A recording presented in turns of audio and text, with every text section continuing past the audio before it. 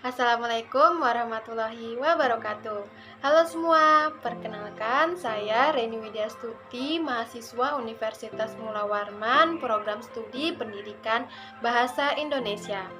Nah, teman-teman, hari ini saya akan menjelaskan mengenai apa itu sejarah sastra Indonesia.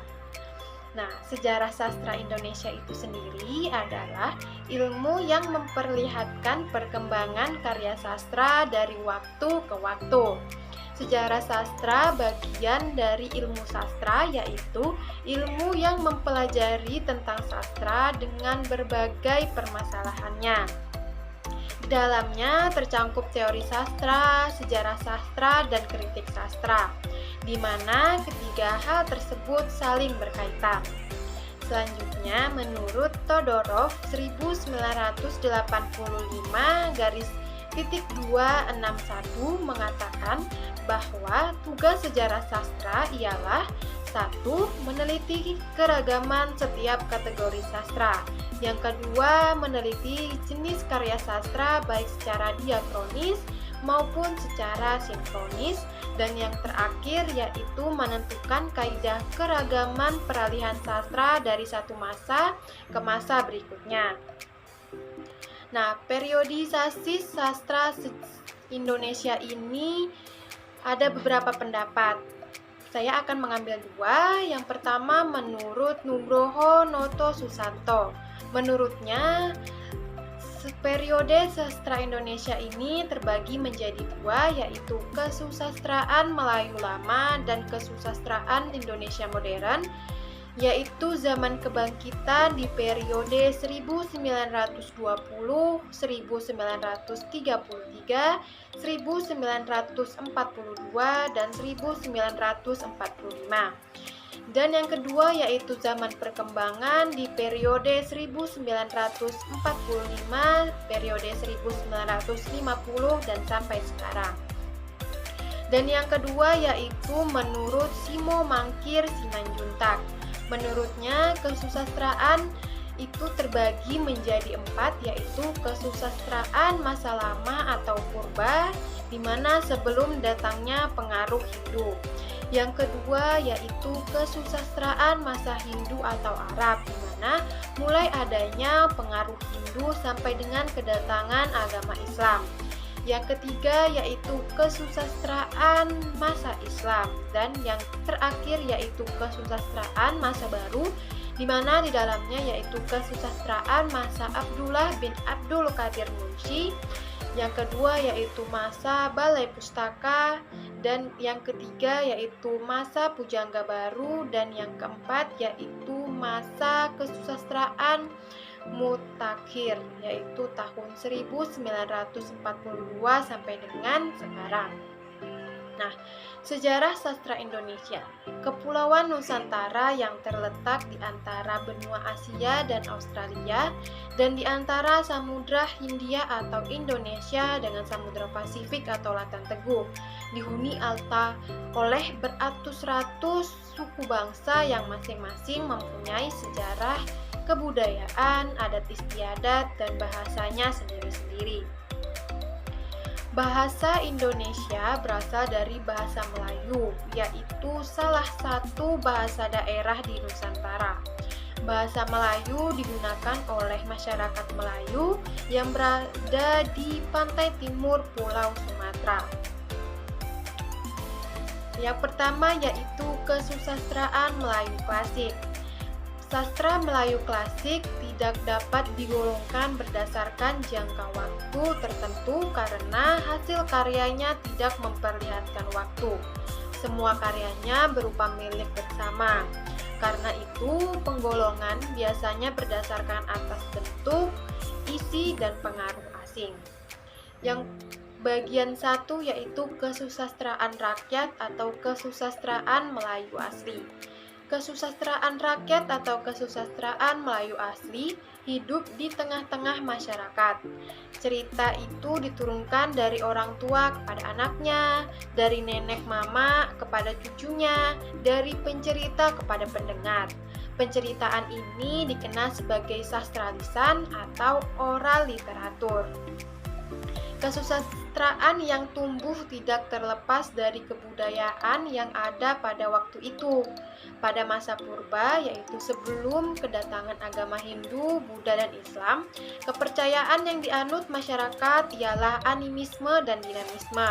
Karena itu, cerita mereka berhubungan dengan kepercayaan kepada roh-roh halus dan kekuatan gaib yang dimilikinya, misalnya cerita asal-usul, cerita binatang, cerita jenaka, dan cerita pelupur lara. Selanjutnya yaitu pengaruh Hindu dalam kesusastraan Melayu.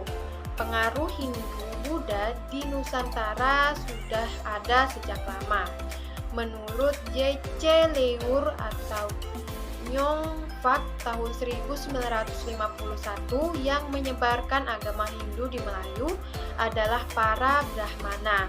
Mereka diundang oleh raja untuk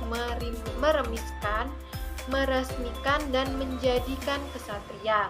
Kemudian dengan munculnya agama Hindu di India, maka pengaruh India terhadap bahasa Melayu juga semakin besar. Apabila agama Buddha tidak mengenai kasta, sehingga mudah beradaptasi dengan masyarakat Melayu. Yang pertama yaitu epos India dalam kesusastraan Melayu. Yang pertama ada Ramayana. Cerita Ramayana sudah dikenal lama di Nusantara. Pada zaman pemerintahan Raja Daksa, cerita Rama diperlihatkan di relief-relief Candi Roro Jonggrang. Pada tahun 925, seorang penyair telah menyalin cerita Rama ke dalam bentuk puisi Jawa yaitu Kakawin Ramayana. 500 tahun kemudian, cerita Rama dipahat lagi sebagai relief Candi Penataran. Dalam bahasa Melayu cerita Rama dikenal dengan nama Hikayat Sri Rama yang terdiri atas dua versi. Selanjutnya yaitu kesusastraan zaman peralihan Hindu-Islam dan pengaruh Islam. Sastra zaman peralihan adalah sastra yang lahir dari pertemuan sastra yang berunsur Hindu dengan sastra yang berunsur Islam di dalamnya. Contoh karya-karya sastra yang masuk dalam masa ini ialah Hikayat Pusparaja, Hikayat Parung Punting, dan Hikayat Langlang Buana. Sastra pengaruh Islam adalah karya sastra yang isinya tentang ajaran agama Islam yang harus dilakukan oleh pengikut agama Islam. Contoh karya Hikayat Nur Muhammad, Hikayat Muhammad Bulan Terbelah, Hikayat Iskandar Zulkarnain. Perkembangan agama Islam yang pesat di Nusantara sebenarnya bertalian dengan perkembangan Islam di dunia. Pada tahun 1198 Masehi, Gujarat ditaklukkan oleh Islam. Melalui perdagangan oleh bangsa Gujarat, Islam berkembang jauh sampai ke wilayah Nusantara. Pada abad ke-16 dan ke-17, kerajaan-kerajaan di Nusantara satu persatu menjadi wilayah jajahan bangsa-bangsa Eropa yang pada mulanya datang ke Nusantara karena mau memiliki rempah-rempah. Selanjutnya yaitu kesusastraan masa peralihan, yaitu perkembangan dari Melayu klasik ke Melayu modern. Pada masa ini, perkembangan antara kesusastraan Melayu klasik dan kesusastraan Melayu modern, peralihannya dilihat dari sudut isi dan bahasa yang digunakan oleh pengarangnya.